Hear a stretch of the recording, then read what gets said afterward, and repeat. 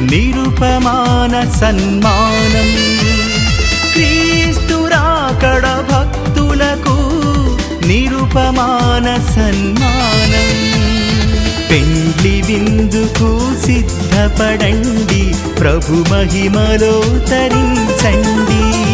పెండ్లి విందుకు సిద్ధపడండి, ప్రభు మహిమలో తరించండి.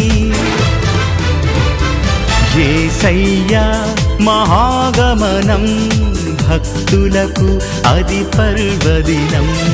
యేసయ్యా మహాగమనం, భక్తులకు అది పర్వదినం.